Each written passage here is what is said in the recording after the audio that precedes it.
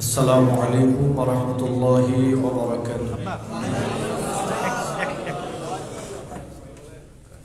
আসসালামু আলাইকুম ওয়া রাহমাতুল্লাহ। আসসালামু আলাইকুম। আমাদের অত্র মসজিদের সভাপতি মাহবুব খান সাহেব, তিনি আমাদের মসজিদকে 50 লাখ টাকা দান করেছেন। আল্লাহ তার দানকে কবুল করে নিন।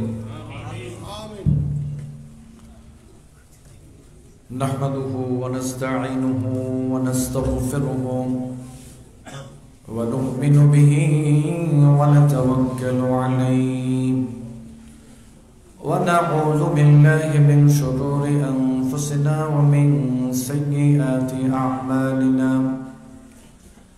من يهده الله فلا مضل له ومن يضلله فلا هادي له وأشهد أن لا إله إلا الله وحده لا شريك له وأشهد أن محمدا عبد الله ورسوله الذي أرسله بالحق بشيرا ونذيرا وداعيا إلى الله بإذنه وسراجا منيرا. فقد قال الله تعالى في كلامه المجيد وفرقانه الحميد: أعوذ بالله من الشيطان الرجيم. بسم الله الرحمن الرحيم. إن تجتنبوا كبائر ما تنهون عنه نكفر عنكم سيئاتكم وندخلكم مدخلا كريما. قال رسول الله صلى الله عليه وسلم: فإذا أمرتكم بأمر فأتوا منه ما استطعتم وإذا نهيتكم عن شيء فاجتنبوه أو كما قال عليه الصلاة والسلام. আজকের দিনে বৈঠকের মুহতারাম সভাপতি, সম্মানিত উলামায়ে কেরাম, সম্মানিত অতিথিবৃন্দ, মঞ্চে উপবিষ্ট রয়েছেন, আমার সামনে উপবিষ্ট রয়েছেন আমার শ্রদ্ধাভাজন ইসলাম প্রিয় মুসলিম ভাইয়েরা, পর্দার আড়ালে অবস্থান করছেন আমাদের মায়েরা, আমাদের বোনেরা। আমরা শুরুতেই মহান মনিবের দরবারে কালিমাতুশ শুকরিয়া আদায় করছি যে মহান মনিব আমাদের সবাইকে আজকের এই দিনী বৈঠকের জন্য কবুল করেছেন। এজন্য আমরা আল্লাহ পাকের শুকরিয়া আদায় করছি, আলহামদুলিল্লাহ। দুরূদ এবং সালাম পেশ করছি বিশ্বনবী মুহাম্মদুর রাসূলুল্লাহ সাল্লাল্লাহু আলাইহি ওয়াসাল্লাম। আমি সংশোধনীমূলক কিছু কথা রাখব, যে বিষয়গুলো নিয়ে আপনাদের সামনে আলোচনা করার চেষ্টা করব। আমরা সবাই আমাদের জীবন চলার পথে অনেকেরই কম বেশি ভুল ত্রুটি রয়েছে। আমি এমন কিছু বিষয় নিয়ে কথা বলবো যে বিষয়গুলোর সাথে হয়তোবা আমাদের মিল থাকতে পারে, ওই সমস্ত বিষয়গুলোর সাথে আমরা জড়িত থাকতে পারি। আজকের আলোচনার বিষয় হলো, আমি এমন কিছু বিষয় উল্লেখ করব যেই বিষয়গুলোর সাথে, যেই গুনাহের সাথে, যেই অন্যায় কাজের সাথে আমরা যদি কেউ জড়িত থাকি, তাহলে অবশ্যই আমাদের খেয়াল রাখতে হবে যে এই অন্যায় কাজগুলো আল্লাহ সুবহানাহু ওয়া তাআলা তাওবা ছাড়া মাফ করবেন না। পাশাপাশি এই গুনাহের কাজ, এই অন্যায় কাজগুলো করে তাওবা ছাড়া যদি আমরা মারা যাই, তাহলে অবশ্যই আমাদেরকে জাহান্নামে যাওয়া লাগবে। আমরা চেষ্টা করব এইরকম 10-12টি গুনাহের কথা আপনাদের সামনে তুলে ধরার। এই গুনাহগুলোর সাথে যদি আমরা জড়িত থাকি, অবশ্যই আমাদের তাওবা করা জরুরি। পাশাপাশি যদি তাওবা না করে মারা যায়, অবশ্যই আল্লাহ তাআলা আমাদেরকে জাহান্নাম দিবেন। এজন্য আমি আপনাদের মনোযোগ আকর্ষণ করছি। অনেক রাত হয়ে গেছে, সংক্ষিপ্ত পরিসরেই আলোচনা হবে, ব্যাখ্যা বিশ্লেষণ আমরা করব না। সংক্ষিপ্ত পরিসরে আমরা আমাদের আলোচনাগুলো উপস্থাপন করার চেষ্টা করছি। আলোচনার সর্বপ্রথম পয়েন্ট হলো, আলোচনার পয়েন্টের সর্বপ্রথম গুনার কাজ হলো, পাপের কাজ হলো মুসলিম পুরুষদের জন্য টাকনুর নিচে কাপড় ঝুলিয়ে পড়া। আমরা যারা মুসলিম পুরুষ রয়েছি, বিশেষ করে যুব সমাজ যারা রয়েছি, আমরা অনেকে নামাজ পড়ি, 5 ওয়াক্ত সালাত আদায় করি, অনেকে রমাদানের সিয়াম পালন করি, দাড়ি রাখি, অনেক ভালো কাজ আমরা করে থাকি। কিন্তু দেখা যায় আমরা টাকনুর নিচে কাপড় ঝুলিয়ে পড়ি। এটা যে অন্যায়, এটা যে পাপ, এটা যে বড় গুনাহ, তাওবা ছাড়া যে আল্লাহ এটা মাফ করবেন না, এই অপরাধ করে মারা গেলে জাহান্নামে যাওয়া লাগবে, এ ব্যাপারে আমরা উদাসীন। এই জন্য টাকনুর নিচে মুসলিম পুরুষদের জন্য কাপড় ঝুলিয়ে পড়া, এটা প্যান্ট হতে পারে, ট্রাউজার হতে পারে, পায়জামা হতে পারে, লুঙ্গি হতে পারে, যে কোনো কাপড়ই হোক না কেন, মুসলিম পুরুষদের জন্য টাকনুর নিচে কাপড় ঝুলিয়ে পড়া এটা হারাম, এটা কবিরা গুনাহ। তাওবা ছাড়া এই অপরাধ আল্লাহ তাআলা মাফ করবেন না। এই অপরাধ করে তাওবা ছাড়া যদি কেউ মারা যায়, তাহলে তার থাকার জায়গা জাহান্নাম। বুখারী শরীফের মধ্যে আসছে, আবু হুরায়রা রাদিয়াল্লাহু তাআলা আনহু থেকে বর্ণিত, নবী করিম সাল্লাল্লাহু আলাইহি ওয়াসাল্লাম বলেন, মা আসফালা মিনাল কাবাইনি মিনাল ইজারি ফিন্নার। যে সমস্ত মুসলিম পুরুষরা টাকনুর নিচে কাপড় ঝুলিয়ে পড়বে, তাদের থাকার জায়গা হলো সরাসরি জাহান্নাম। নাউযুবিল্লাহ। আবু দাউদ শরীফের মধ্যে আসছে, আল্লাহ নবী বলেন, সালাসাতুন লা ইউকাল্লিমুহুমুল্লাহু ইয়াওমাল কিয়ামাহ ওয়ালা ইউযাক্কিহিম ওয়ালা ইয়ানজুরু ইলাইহিম ওয়ালাহুম আযাবুন আলীম। টাকনুর নিচে কাপড় ঝুলিয়ে পড়া এত মারাত্মক অপরাধ। মুসলিম পুরুষদের জন্য টাকনুর নিচে কাপড় ঝুলিয়ে পড়া এত মারাত্মক অপরাধ। হাদিস শরীফের মধ্যে আছে, আল্লাহ নবী বলেন, কেউ যদি টাকনুর নিচে কাপড় ঝুলিয়ে পড়ে, বিচারের মাঠে তার জন্য 4টা শাস্তি রয়েছে। কয়টা শাস্তি? কয়টা? 1 নাম্বার শাস্তি হলো, আল্লাহ নবী বললেন, লা ইউকাল্লিমুহুমুল্লাহু ইয়াওমাল কিয়ামাহ। এই দুনিয়াতে যারা টাকনুর নিচে কাপড় ঝুলিয়ে পড়বে, বিচারের মাঠে আল্লাহ রাব্বুল আলামিন তার সাথে কথা বলবেন না। আল্লাহ রাব্বুল আলামিন তার সাথে রাগান্বিত হয়ে থাকবেন। 2 নাম্বার হলো, তার গুনাহ তাকে বেষ্টন করে রাখবেন, তার পাপ তাকে বেষ্টন করে রাখবেন। আল্লাহ রাব্বুল আলামিন তার গুনাহ থেকে, তার পাপ থেকে তাকে পবিত্র করবেন না। 3 নাম্বার হলো, আল্লাহ রাব্বুল আলামিন ওই মানুষটার দিকে দয়ার দৃষ্টি দিবেন না, করুণার দৃষ্টি দিবেন না, রহমতের দৃষ্টি আল্লাহ তাআলা দিবেন না, তার সাথে রাগান্বিত হয়ে থাকবেন।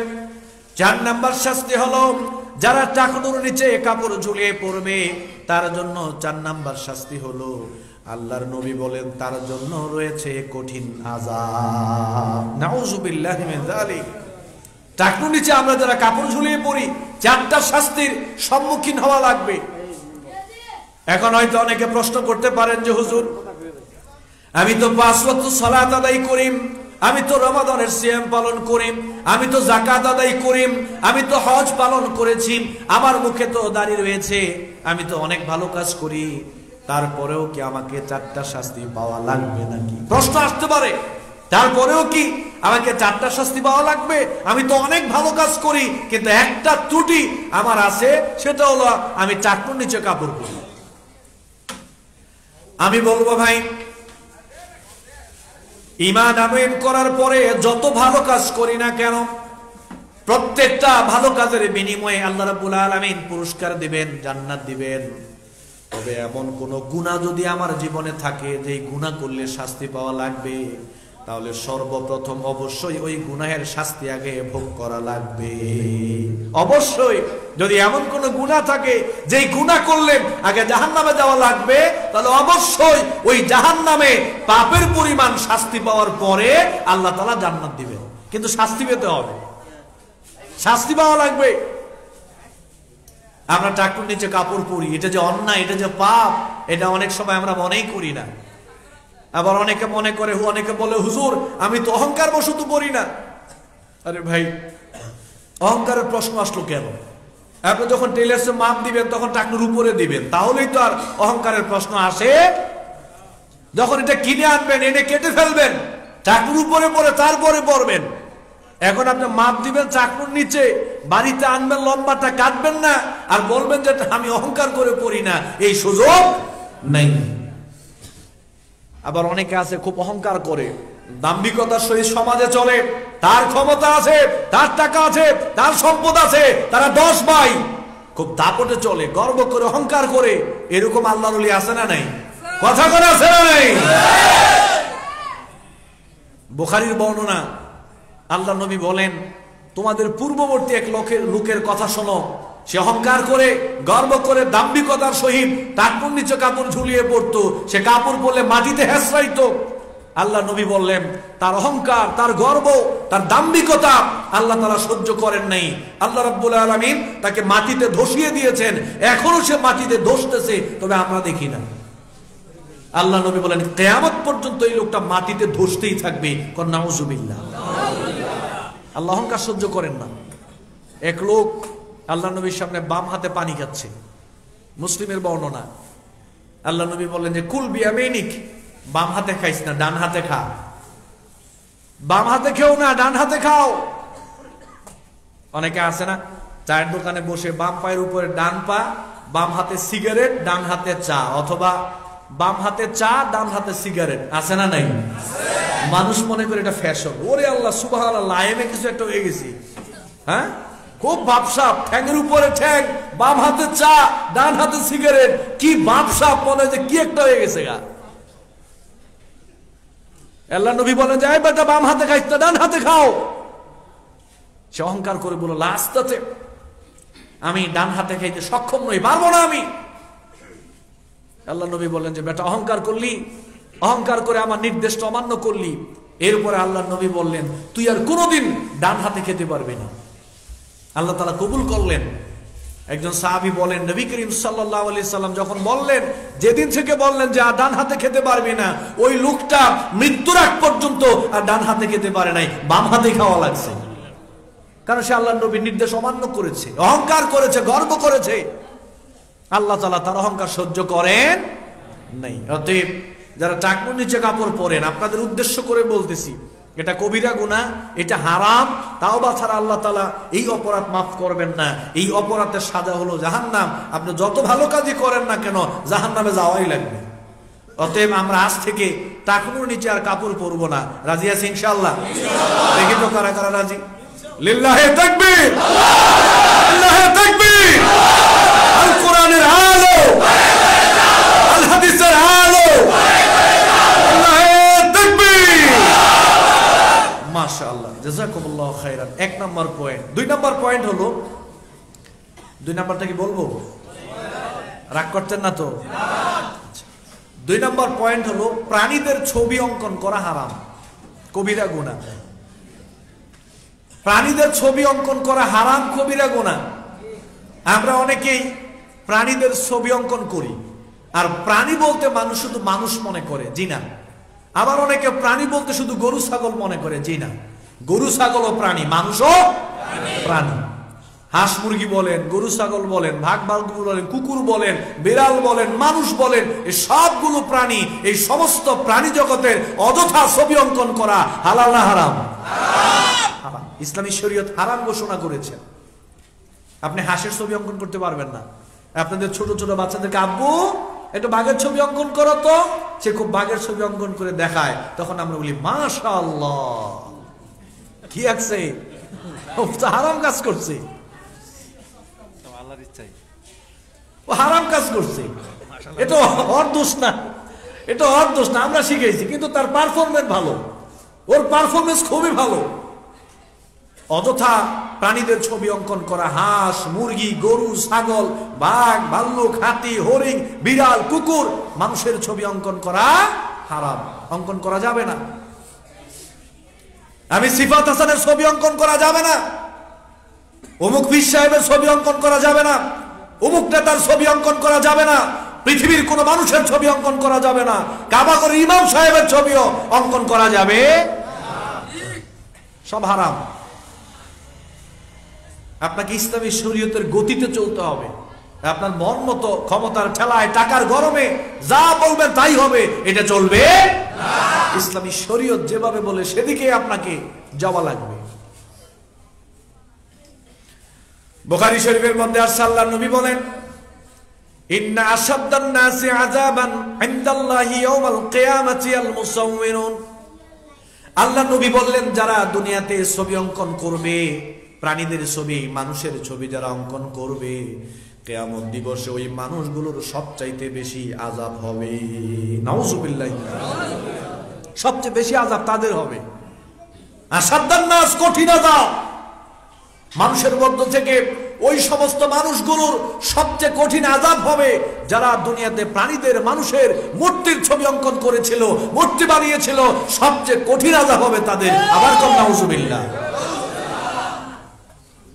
বুখারী শরীফের আরেক বর্ণনায় আসছে, ইন্নাল্লাযীনা ইয়াসনাউনা হাযিহিস সুর ইউআযিবুনা ইয়াওমাল কিয়ামাহ।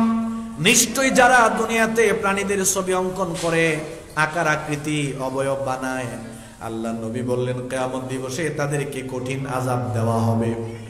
ইউকালু লাহুম আহয়ু মা খালাকতুম। ফেরেশতারা তাকে ডেকে আনবে, বিচারের মাঠে তাকে ডেকে এনে বলবে, দুনিয়াতে কেন প্রাণীদের ছবি আঁকছিলি, কেন মানুষের ছবি আঁকছিলি, কেন মূর্তি বানাইছিলি, এখন তোদেরকে এগুলোকে প্রাণ দেওয়া লাগবে। প্রাণ দে, এখন জীবন দিতে হবে। কেন বানাইলি? প্রাণীদের ছবি কেন অঙ্কন করলি? মূর্তি কেন বানাইলি? মানুষের ছবি কেন অঙ্কন করলি? এখন প্রাণ দিতে হবে। দে প্রাণ। না দিতে বললে খবর আছে। আছে না নাই? সেই দিনে কথা বললে চলবে না। আল্লাহ গো, আমাকে তো উপর থেকে অর্ডার করা হয়েছিল মূর্তি বানানোর জন্য, আমাকে উপর থেকে অর্ডার করা হয়েছিল মানুষের ছবি অঙ্কন করার জন্য। এ কথা বললে চলবে? এ কথা বললে মুরা ডাবল খাইবে। একটা মাটির পড়তো না মুরা।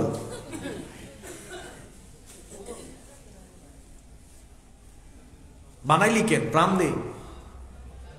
আমি আল্লাহ তাআলার সাথে তোরা শরীক করে ফেললি। যে কাজটা আমি আল্লাহ তাআলার, এটা করতে গেলি কেন? প্রাণী আমি সৃষ্টি করেছি, প্রাণ দেওয়ার ক্ষমতা আমার। তোরা কেন আকৃতি, কেন অবয়ব তৈরি করলি? প্রাণ দে। দিতে পারবে? পারবে না। খবর আছে না নাই? সেদিন কি পুলিশ প্রশাসন, সেনাবাহিনী, র্যাব, বিডিআর ওরা গিয়ে সাহায্য করতে পারবে? উদ্ধার করতে পারবে? বুখারী শরীফের মধ্যে আসছে, আল্লাহর নবী বললেন, লা তাদখুলুল মালাইকাতু বাইতান ফীহি কালবুন ওয়ালা তুসাওয়ির। নিশ্চয়ই ওই ঘরের মধ্যে রহমতের ফেরেশতারা যায় না।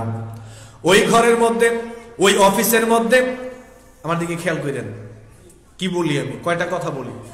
নিশ্চয়ই ওই ঘরের মধ্যে, নিশ্চয়ই অফিসের মধ্যে, নিশ্চয়ই ব্যাংক ব্যালেন্সের মধ্যে, নিশ্চয়ই ওই কার্যালয়ের মধ্যে, নিশ্চয়ই শিক্ষাঙ্গনে, নিশ্চয়ই কোনো বাড়িতে, কোনো গাড়িতে, যেই জায়গায় মানুষের ছবি রয়েছে, যেই জায়গায় প্রাণীদের ছবি রয়েছে, ওই অফিস আদালত, ওই ব্যাংক ব্যালেন্স, ওই বাড়ি গাড়ি, ওই জায়গায় রহমতের ফেরেশতারা যায় না।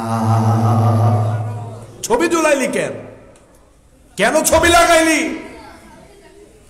যেই ঘরে কুকুরের ছবি থাকে, যেই ঘরে প্রাণীদের ছবি থাকে, যেই ঘরে মানুষের ছবি থাকে, পৃথিবীর কোনো মানুষের ছবি রাখা যাবে না, কোনো ব্যক্তির ছবি না, কোনো পীরের ছবি না, কোনো নেতার ছবি না, কোনো আলেম ওলামার ছবি না, এমনকি নিজের বাবা মায়ের ছবিটা পর্যন্ত রাখা যাবে না।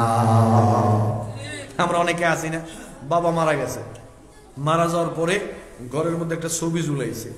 যে কোনো মানুষ যদি আসে বলে যে হুজুর, বলে যে অমুক আমার বাবা, দোয়া করবেন, খুব ভালো মানুষ ছিল। যে আসে হের কাছে দোয়া চাই, কিন্তু আল্লাহর বান্দা দোয়া করে না। হে দোয়া করার টাইম খুব, হে ছবি তুলে রাখছে, দোয়া কামাইতেছে। ছবি দিয়ে কি কামাইতেছে? ও দোয়া কালেকশন করতেছে, কিন্তু নিজে দোয়া করার খবর। মায়ের ছবি, মা মারা গেছে, ঝুলাই রাখছে। যে আসে হে আমার মা খুব ভালো মানুষ ছিল, দোয়া করবে, দোয়া কালেকশন করতেছে আর কি।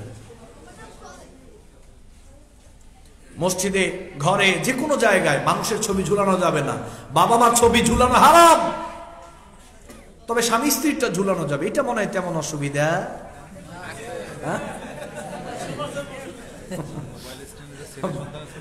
বিয়ে করছে তো বিয়ে করতে গিয়ে ওই স্বামী স্ত্রীর ছবি তুলছে, স্মৃতি হিসাবে এটা ঘরের মধ্যে সুন্দর করে রেখে দেয়।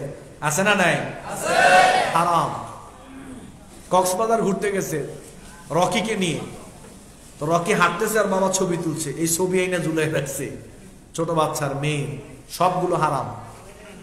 ঘরের ভিতরে আপনি প্রাণীদের ছবি, মানুষের ছবি, যত বড় ব্যক্তি হোক না কেন, কারো ছবি ঘরের মধ্যে রাখা যাবে না। যদি রাখেন তাহলে ওই ঘরে রহমতের ফেরেশতারা যাবে না। প্রাণীদের ছবি অঙ্কন করা, মূর্তি নির্মাণ করা, মূর্তি তৈরি করা, এগুলো হারাম, এগুলো কবিরা গুনাহ। তাওবা ছাড়া আল্লাহ তাআলা এই অপরাধ মাফ করবেন না। এই অপরাধ করে যদি কেউ মারা যায়, তার থাকার জায়গা কোথায়? দুইটা বললাম, আবার জিজ্ঞেস করবো শেষে। 3 নাম্বার, আমাদের অনেক মায়েরা, আমাদের বোনেরা অনেক সময় দেখা যায় চাকরি বাকরি করেন বা বিভিন্ন প্রয়োজনে ওনারা বাহিরে যান। বাহিরে যাওয়ার সময় ওনারা দেখা যায় সুগন্ধি ব্যবহার করে বাহিরে যায়, সুগন্ধি ব্যবহার করে বাহিরে যায়। হয়তো তিনি পর্দা করে যান বা পর্দা ছাড়া যান, উভয় অবস্থায় দেখা যায় অনেক মহিলারা সুগন্ধি ব্যবহার করে, সেন্ট ব্যবহার করে বাহিরে যান। ইসলামী শরীয়ত এটাকে হারাম ঘোষণা করেছেন। কোন নারী সুগন্ধি ব্যবহার করে বাহিরে যেতে পারবে না। আপনি সুগন্ধি ব্যবহার করেন আভ্যন্তরীণ পরিবেশে, আপনার হাজবেন্ডের সামনে ব্যবহার করতে পারেন, আপনার ঘরে পার্সোনাল রুমে আপনি ইউজ করতে পারেন, কিন্তু সুগন্ধি ব্যবহার করে আপনি বাহিরে কোথাও যেতে পারবেন না। যদি বাহিরে যান তাহলে ক্ষতি আছে। কি ক্ষতি? একটা মহিলা যদি সুগন্ধি ব্যবহার করে রাস্তা দিয়ে যায়, অন্তত পক্ষে মহিলার দিকেও যদি কেউ না তাকায়, তাহলে মহিলার থেকে সুঘ্রাণটা যুবকদের নাকে গিয়ে ধাক্কা মারার সুযোগ আছে না নাই? আর ওই ধাক্কা শুধু নাকে না, ওই ধাক্কা গিয়ে বুকে লাগে কিনা? হ্যাঁ, এই ধাক্কাটা পরে এদিক সেদিক লাগার কারণেই এই দৃষ্টিটা ওই নারীর দিকে যায় কি যায় না? এই সেন্ট ইউজ করার কারণে এই সমস্যাটা হলো। নাসাই শরীফের মধ্যে আর আল্লাহর নবী বললেন, আইয়ুমা ইমরাতিন ইস্তা'তারাত ফামাদাত আলা কওমিন লিয়াজিদু মিন রিহাহা ফাহিয়া জানিয়াতুন। যেই নারীরা সুগন্ধি ব্যবহার করে রাস্তায় বের হয় আর এই কামনা করে অন্যান্য পর পুরুষরা আমার দিকে তাকাক, আমার দিকে যুব সমাজ আকৃষ্ট হোক, এই চিন্তা করে যারা সুগন্ধি ব্যবহার করে রাস্তায় বের হয়, আল্লাহ নবী বললেন তাদের আর জেনা করার দরকার নাই, তারা এমনিতেই জেনাকারিনী হয়ে গেছে। আমার মায়েরা, আমার বোনেরা, জেনা করার আর দরকার নেই। সুগন্ধি ব্যবহার করে বাহিরে বেরিয়েছেন আকৃষ্ট যাতে মানুষ হয়ে চিন্তা করে, জেনা করার দরকার নাই। ফেরেশতারা এমনিতেই আপনার নামটা জেনাকারিনীদের খাতায় নোট করে রেখেছে। কেন? আপনি সুগন্ধি ব্যবহার করে বের হইলেন। মায়েরা, বোনেরা, সুগন্ধি মেখে রাস্তায় বের হওয়া এটা হারাম, এটা কবিরা গুনাহ। আপনি অন্যদেরকে জেনার দিকে আহ্বান করছেন, ব্যভিচারের দিকে আপনি আহ্বান করছেন, এটা হারাম। তাওবা ছাড়া আল্লাহ তাআলা এই অপরাধ মাফ করবেন না। 3টা গেল। 4 নাম্বার, আমাদের অনেক মায়েরা, বোনেরা আছে এমন পোশাক পরে, এমন ড্রেস আপ পরে বাহিরে বের হয় যাতে করে অন্যান্য যুবকরা তাদের দিকে আকৃষ্ট হয়, তারা নিজেরাও আকৃষ্ট হয়, অন্যরা যাতে তাদের দিকে আকৃষ্ট হয়, এরকম ড্রেস আপ পরে বাহিরে যায়। এরকম আল্লাহর ওলি আছে না নাই?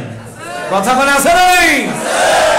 হারাম, কবিরা গুনাহ, এটা হারাম, কবিরা গুনাহ। যদিও গত কয়েকদিন আগে এক ভদ্রলোক, জাতীয় পর্যায়ের এক ব্যক্তি, তিনি বক্তব্য দিয়েছেন, নারীরা পর্দা করলে পর্দা করা নারীদের স্বাস্থ্যের জন্য ক্ষতিকর। পর্দা করা নারীদের স্বাস্থ্যের জন্য ক্ষতিকর। তা আমি চিন্তা করলাম, বাংলাদেশে যত শিয়াল আছে, শিয়াল চিনেন তো? বাংলাদেশের সমস্ত শিয়ালরা একত্রিত হয়ে মাননীয় প্রধানমন্ত্রীর কাছে গিয়ে যদি বলে, মাননীয় প্রধানমন্ত্রী, বাংলাদেশে যত হাঁস মুরগি রয়েছে প্রত্যেকটা হাঁস মুরগি যাতে করে মালিকরা ঘরের মধ্যে খোয়ারে বন্দি না রাখে, হাঁস মুরগিদেরকে যদি খোয়ারে ঘরের মধ্যে বন্দি রাখা হয়, এটা হাঁস মুরগির স্বাস্থ্যের জন্য ক্ষতিকর। অতএব সমস্ত মালিককে বাধ্য করা হোক যাতে করে হাঁস মুরগিদেরকে স্বাধীনতা দিয়ে ঘর থেকে বের করে দেওয়া হয়। শিয়ালরা যদি প্রধানমন্ত্রীর কাছে গিয়ে এরকম একটা আবেদন করে, তাহলে এই আবেদনের মানে আমরা কি বুঝলাম? এখানে শিয়ালের 2 নম্বরে চিন্তা ভাবনা আছে না নাই? শিয়ালের 2 নম্বরে চিন্তা ভাবনা আছে না নাই? এটা কি মুরগি হাঁসের স্বাস্থ্যের ক্ষতির চিন্তা কইরা কইছে, নাকি তার কিছু লোভ আছে? তার সুবিধার কারণে এইটা কইছে। তো যে লোকটা এই কথা কইছে নারীদের পর্দা করলে স্বাস্থ্যের জন্য ক্ষতিকর, আমি তখন চিন্তা করলাম যে নারীদের স্বাস্থ্যের জন্য ক্ষতিকর না, বরং নারীরা যদি বেপর্দায় রাস্তায় বের হয় তাহলে এইরকম কিছু মানুষের সুবিধা আছে না নাই? এটা সুবিধার জন্য কইছে আর কি। মায়েরা, বোনেরা, নারীদের পর্দার ভিতরেই সম্মান। আল্লাহ তাআলা নারীদেরকে পর্দার মাধ্যমেই সম্মানিত করেছেন, সম্মান দিয়েছেন। কিন্তু আজকে আপনারা পর্দা থেকে বের হয়ে গেলেন, পর্দার করলেন না, বেপর্দায় চলেন, যার কারণে আজকে আপনাদের রাস্তা ঘাটে বাজারে রাষ্ট্রীয়ভাবেও আপনাদের কোনো সম্মান নাই। কেন? দেখেন, একটা মহিলার বয়স 40, তিনি খুব টাইট ফিট জামা কাপড় পরে, ঠোঁটে গালে লিপস্টিক ধুলাবালি মেখে তিনি কেনাকাটা করতে মার্কেটে গেলেন। যেই তিনি মার্কেটে ঢুকলেন, মার্কেটের দোকানদারের বয়স 25। দেখছে আপা দোকানে ঢুকতেছে ব্যাগ নিয়ে, খুব ভাবসাব, হে মনে করছে যে পাইছি আজকে। আপাকে বসতে দে, আপা বসেন, ভাবি বসেন, এই ভাবিকে বসতে দে। মানে দোকানের পুরুষ কাস্টমার আর নাই, এদিকে তাকাই না, হয় ভাবি আইছে, আপা আইছে, আপাকে বসতে দে, ভাবিকে বসতে দে। আপার ভাবি সেকেন্ডে কয়েকবার চলতেছে, আপা ভাবি, আপা ভাবি, আপা ভাবি।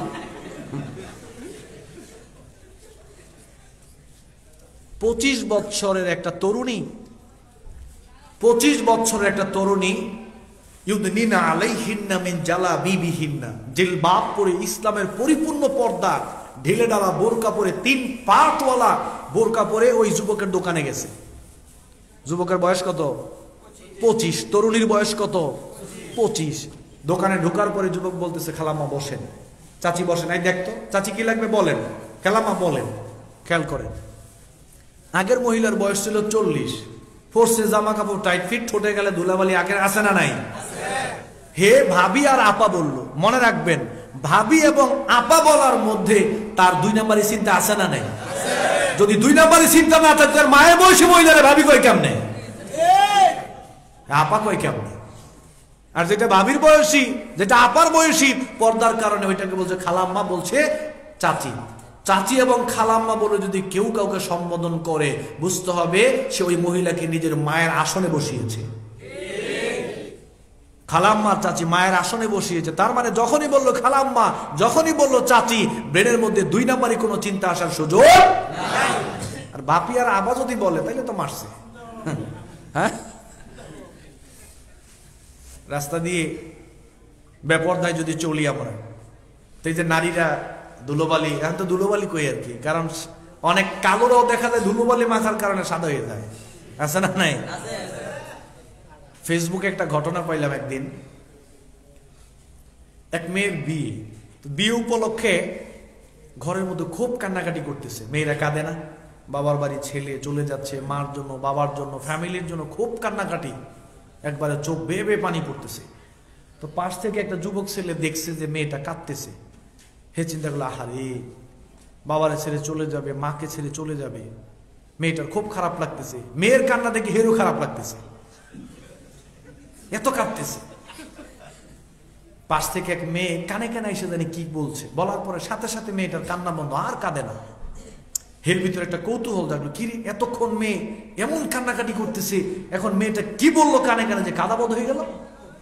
ও গিয়া ওই পাশে গিয়ে বলছে, এই তুই কি কইছিস? এতক্ষণ মেয়েটা এমন ভাবে কান্নাকাটি করতেছে, আমার তো দেখে খারাপ লাগতেছে, আমার কান্না চলে আসতেছে, আর এখন কি কইলি যে কান্না থেমে গেছে? কয় আমি কে কইছি, এরে তুই যে এত কাঁদতাছস, তোর চোখ পানি বেয়ে বেয়ে পড়ার কারণে তোর তো সাজগোজ নষ্ট হইতেছে গা। তুই কাদা থামা, কারণ তোর বিউটি পার্লার থেকে যে সাজায় আনছি, এই কাদার কারণে এটা নষ্ট হয়ে যাচ্ছে। কয়টা কইছি পরে কান্না বন্ধ হয়ে গেছে। তো মেয়েদের কাছে সাজগোজের দাম আছে না নাই? মাশাআল্লাহ, প্রচুর দাম, কল্পনাই করতে পারবেন না। এখন দেখেন, এই যে আমার মায়েরা বোনেরা যখন বেপরদায় চলে, রাস্তা দিয়ে হাঁটে, তখন রাস্তার ধুলোবালি এসে মুখে লাগে না? রোদ্রের তাপ লাগে না? যুবকরা এই ফেস দেখে না? আর যদি মুখটা ঢেকে আমার মায়েরা আমার বোনেরা যদি রাস্তায় বের হতো, তাহলে ধুলোবালি রোদ্রের তাপ কোনো পরপুরুষ ওনার চেহারা দেখতে পেত। এগুলো পর্দার কল্যাণ, পর্দার সম্মান। 4-5টা মেয়ে রাস্তা দিয়ে হেঁটে যাচ্ছে, এখন আপনাদের পাতিরার কিছু যুবক ছেলেরা দেখে বাজে টিপস করছে, তাকিয়ে আছে, মেয়েরা যাচ্ছে আর তারা একবার এতিমের মতো, আহা, এতিমের মতো তাকায় রয়েছে। যতক্ষণ মেয়েগুলো দেখাইছে, যতক্ষণ দেখা গেছে একবার এতিমের মতো তাকায় রয়েছে, মনে হয় যে কয়দিন ধরে খায় না, হ্যাঁ তাকায় রয়েছে। তো যাই হোক, মেয়ে ধরে চলে গেল, বেপরদায় চললো। এই মেয়েগুলোই পরের দিন পর্দা করে ঢিলে ঢালা বুরকা পরে এই যুবক ছেলেদের সামনে দিয়েই যাচ্ছে। এই যুবক ছেলেরা গতকালকে মেয়েকে দেখে যে বাজে কথা বলেছিল, বাজে টিপস করেছিল, আজকে আর করতে পারে না। আজকে তো ঢেকে এসেছে, ঢিলে ঢালা বুরকা পরে এসেছে। আজকে যুবক ছেলেরা পর্দা দেখে এমনি রাস্তা ছেড়ে দিছে, আছে না নাই? তো পর্দার কারণে সম্মান পাইলেন। বাসে উঠছে একটা মহিলা, টাইট ফিট জামা কাপড় পরা, সাজুগুজু, বাসে উঠছে। অনেক যুবকরা মনে মনে কি, আমার পাশে যদি বইতো রে, আল্লাহ আল্লাহ আল্লাহ, আমার পাশে যদি, আছে না নাই? আছে এরকম ব্যাপারটার কারণে। আর একটা মা, একটা নারী যদি পর্দানশীল, টাইট ফিট বোরকা না পরে, ঢিলে ঢালা বোরকা, লম্বা ওড়না পরে যদি একটা ভদ্র মহিলা বাসের মধ্যে উঠে, সিট না থাকলেও একটা যুবক ছেলে বলবো খালাম্মা বসেন, নিজের সিটটা উঠে বলবো যে চাচি আপনি বসেন, খালাম্মা আপনি বসেন। এই সম্মানটা কিসের কারণে ভাই? এই পর্দার কারণে সম্মান। আজকে মায়েরা বোনেরা, আপনারা পর্দা থেকে বের হয়ে যাওয়ার কারণে আপনারা লাঞ্ছিত হচ্ছেন, অপমানিত হচ্ছেন। অতএব বেপর্দায় চলা কবিরা গুনাহ, তাওবা ছাড়া আল্লাহ অপরাধ মাফ করবেন না। সিলফান মিন আহলিন নার লাম আরাহুমা কওমুন ওয়া নিসাউন কাসিয়াতুন আরিয়াতুন মাইলাতুন মুমিলাতুন কাসনিমাতিল বুখতিল মাইলা লা ইয়াদখুলনাল জান্নাহ। আল্লাহ নবী মুসলিম শরীফের মধ্যে আসছে, আল্লাহ নবী বললেন, যে সমস্ত নারীরা এমন ভাবে নিজেদের পোশাক পরিচ্ছদ পরে নিজেরা অপরের দিকে আকৃষ্ট হতে চায়, অন্যান্য যুবকদেরকে, পর পুরুষদেরকেও আকৃষ্ট করতে চায়, আল্লাহ নবী বললেন এই নারীগুলো কখনোই জান্নাতে যাবে না। তারা জান্নাতে যাবে না। ওরা জান্নাতে যাবে না তো যাবেই না, এই নারীগুলো জান্নাতের ঘ্রাণও পাবে না। অতএব মায়েরা বোনেরা, আপনারা নামাজ পড়েন, রোজা রাখেন, অনেক ভালো কাজ করেন, কিন্তু পর্দা করেন না, তা লাভ হবে কি? পর্দা না করলে তো নবী বলছে জাহান্নামে যাওয়া লাগবে। অতএব পর্দা করার দরকার আছে না নাই? কথা কোন আছে না নাই? ঢিলে ঢালা জামা পোশাকের দরকার আছে না নাই? ঢিলে ঢালা বোরকার দরকার আছে না নাই? ওড়নাটা লম্বা হওয়ার দরকার আছে না নাই? আল্লাহ তাআলা তৌফিক দেন কোন আমিন। আরেকটা সমস্যা, সেটা হলো আমাদের অনেক মায়েরা বোনেরা আছেন, নিজেদেরকে পুরুষ বানাতে চায়, পুরুষ সাজাতে চায়। কেমনে? জিন্সের প্যান্ট আছে না নাই? এগুলো এখন মেয়েরা পরা শুরু করছে। এরপরে পুরুষের শার্ট, টি শার্ট, গেঞ্জি, মানে পুরুষের যত জামা কাপড় আছে, হেরে আল্লাহ মেয়ে লোক বানাইছে, এটা ভালো লাগে না, হে রাস্তাঘাটে পুরুষ সাইজে বাইরে দিতে চায়, এরকম আছে না নাই? এদের উপরে আল্লাহ নবীর লানত। মেয়েদের কথা কোন আপনারা খুশি হইতেছেন না? আবার আল্লাহ নবী এই হাদিসে বলছে এরকম কিছু পুরুষ আছে যারা মেয়ে সাজতে চায়। কানের মধ্যে দুল আছে না নাই? এখানে একটা, এখানে একটা, হাতের মধ্যে ব্রেসলেট আছে না নাই? চুল লম্বা আছে না নাই? এই পুরুষদের উপর নবীর লানত। লাআনা রাসূলুল্লাহ সাল্লাল্লাহু আলাইহি ওয়াসাল্লাম আল মুতাশাব্বিহিনা মিনার রিজালি বিন নিসাই ওয়াল মুতাশাব্বিহাতি মিনান নিসাই বির রিজাল। মুসলিমের বর্ণনা, যে নারীরা পুরুষের বেশ ধারণ করে তাদের উপরে নবীর লানত, যেই পুরুষরা নারীদের বেশ ধারণ করে তাদের উপরে নবীর লানত। নবী অভিশাপ দিয়েছেন, অভিশপ্ত তারা। অতএব মায়েরা বোনেরা, পুরুষের বেশ ধারণ করা যাবে না। আবার পুরুষরা যারা আছে, নারীদের বেশ ধারণ করা যাবে, এটা কবিরা গুনাহ। তাওবা ছাড়া আল্লাহ অপরাধ মাফ করবেন। এই অপরাধের থাকার জায়গা কোথায়? জাহান্নাম। ভাই বাইরের আপনারা একটু আসেন, একটু ওয়াজ করে যান, আসেন ভাই। কারা জানি কথা কইতেছেন, আপনাদের ভলিউম আমার মাইক অতিক্রম করে ফেলতেছে। লা হাওলা ওয়ালা কুওয়াতা ইল্লা বিল্লাহ। আল্লাহর রাস্তায় একটু আওয়াজ দিয়েন না, আল্লাহর দিকে তাকায়া ভাই।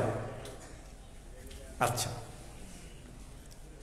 নেশা জাতীয় দ্রব্য খাওয়া, নেশা জাতীয় দ্রব্য পান করা, এটা হারাম, এটা কবিরা গুনাহ। এই অপরাধ করে যদি কেউ মারা যায়, তাওবা ছাড়া এই অপরাধ মাফ হবে না। এই অপরাধের থাকার জায়গা জাহান্নাম। আমাদের এখানে অনেক যুবক ভাইয়েরা এরকম আল্লাহর ওলি আছে না যে নেশা করে? আমাদের সমাজে একটা ভুল ধারণা আছে, সবাই মনে করে শুধু মদ হারাম। আল্লাহ কিন্তু শুধু মদের কথা কয় নাই, খামরুন শব্দ বলেছেন। খামরুন মানে নেশা জাতীয় দ্রব্য, শুধু মদ নয়। আবার এই আয়াতের ব্যাখ্যা আরেক হাদিসে আছে, আল্লাহ নবী বলছেন আমার উম্মতকে নেশা করা হবে, আমার উম্মতকে নেশা খাওয়ানো হবে। ইউসাম্মুনাহা বিগাইরি ইসমিহা, সেটার নাম মদ হবে না, সেটার নাম হবে ভিন্নটা, সেটার নাম হবে ইয়াবা, সেটার নাম হবে গাঁজা, সেটার নাম হবে বাবা, ওইটার নাম হবে হেরোইন, ওইটার নাম হবে ফেন্সিডিল, ওইটার নাম হবে ইটিসি। আছে না নাই? ইটিসি বলছে এর কারণে আরো যে কত কিছু আইব। ইউসাম্মুনাহা বিগাইরি ইসমিহা। গাঁজাখোর সমাজে আছে না নাই? হেরোইন খোর আছে না নাই? বাবা খোর আছে না নাই? ফেন্সিডিল খোর আছে না নাই? ব্যারন্স খোর আছে না নাই? আরেকটা জানি কি বাড়িছে, ওই যে আঠা না কি জানি, ডেনরাইট আঠা, এইটার মধ্যে একটা নেশা আছে। ডেনরাইট এর আঠাটা হচ্ছে না ইলেকট্রিক কাজে লাগায়, ডেনরাইট। হ্যাঁ, এটা সমাজে আছে, এইটা দিয়ে একটা নেশা হয় ভালো। আরেকটা জিনিস খায় জানেন, টিকটিকির লালা। টিকটিকির লালা, এটাও নেশা। দেখেন ইউসাম্মুনাহা বিগাইরি ইসমিহা, আল্লাহ নবীর বাক্যের মধ্যে সব আছে। কিয়ামত পর্যন্ত নেশার ভিন্ন ভিন্ন যত নাম হবে সব আল্লাহ নবী বলে দিয়েছেন।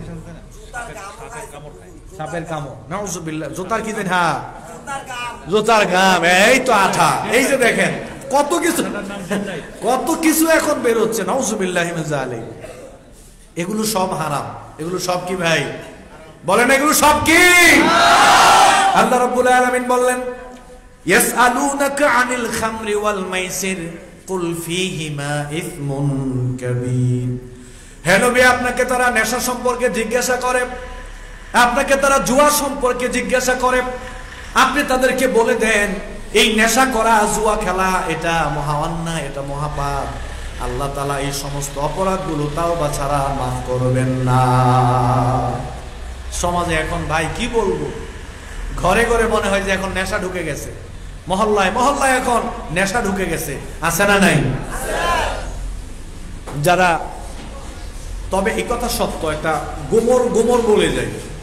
গোমর মানে হলো এই যে গ্রামে গঞ্জে মহল্লায় মহল্লায় এখন নেশা ঢুকে গেছে, এটার একটা সিন্ডিকেট আছে, রাষ্ট্রীয়ভাবে সিন্ডিকেট। তারা এই সিন্ডিকেটের মাধ্যমে এই নেশাকে সাপ্লাই দেয়। যারা নেশা বিক্রি করে, নেশাখোর, তাদেরকে কিচ্ছু বলতে পারবেন না। দেখবেন আপনি বলবেন অটোমেটিক তাদের পক্ষে লোকজন চলে আসছে, অটোমেটিক। আমার গ্রামে একটা লোক আছে, 15 বছর যাবত দেখতেছি প্রকাশ্য দিবালোকে গাঁজা বিক্রি করে। তার এই জায়গায় মানুষ আসে যায়, গাঁজা খায়, এর কেউ কিছু কইতে পারে না। লোকজন সবাই মিলে হেরে এদিক দিয়ে পুলিশে ধরায় দেয়, হ্যাঁ এদিক দিয়ে বাইরে এদিকে হেরে রাখতে পারে না। মদের ব্যবসা করা হারাম। এই নেশা জাতীয় যত দ্রব্য আছে এই সকল কিছুর ব্যবসা করা কি হারাম, তাদের উপার্জন কি হারাম। সিগারেট মনে হয় হারাম না? না না না, আর না থাক, এটা হালাল। সবাই মনে করতেছে যে না সিগারেট খায়, অসুবিধা নাই। সিগারেট, বিড়ি, গোল, জর্দা। শোনেন, এখানে একটা গুরুত্বপূর্ণ কথা আছে, আপনার বিবেকটা দেন, এটা হাসির কথা না। বিজ্ঞান প্রযুক্তি যখন অতটা উন্নত ছিল না, তখন বিজ্ঞান বা স্বাস্থ্য বিজ্ঞান এটা বলে নাই যে বিড়ি, সিগারেট এগুলো খাইলে মৃত্যু হতে পারে, ক্যান্সার হতে পারে, ফুসফুস হতে পারে, এগুলো বলে নাই। তখন শুধু বলছে এটা স্বাস্থ্যের জন্য ক্ষতিকর। আমি সাক্ষ্য দিচ্ছি এখানে বসে, এক সময় সিগারেটের প্যাকেটের গায়ে শুধু লেখা ছিল সিগারেট খাওয়া স্বাস্থ্যের জন্য ক্ষতিকর, আর কিছু লেখা ছিল না। ধূমপান স্বাস্থ্যের জন্য ক্ষতিকর, শুধু এইটা লেখা ছিল। কিন্তু এখন সিগারেটের প্যাকেটের মধ্যে লেখা আছে ধূমপান মৃত্যু ঘটায়, ক্যান্সার হতে পারে, ফুসফুস হতে পারে। আছে না নাই? এটা হলো কেন? যখন স্বাস্থ্য বিজ্ঞান, চিকিৎসা বিজ্ঞান অতটা উন্নত ছিল না, তখন আলাম ওলামারা বলছে যে এইটা খাওয়া মাকরু বা সর্বোচ্চ মাকরুহে তাহারিমি, কিন্তু হারাম বলে নাই। এখন যখন স্বাস্থ্যবিজ্ঞান বলতেছে যে মদ খাইলে কোনো মানুষ মারা যাবে, এটা কেউ কয় না। মদের বোতলে কি লেখা আছে যে মদ খেলে ক্যান্সার হতে পারে, মদ খেলে ফুসফুস হতে পারে, মদ খেলে মৃত্যু হতে পারে, এটা লেখা আছে? সিগারেটের প্যাকেটের মধ্যে লেখা আছে। এজন্য আমরা বলি মদের চাইতে আরো মারাত্মক হলো সিগারেট।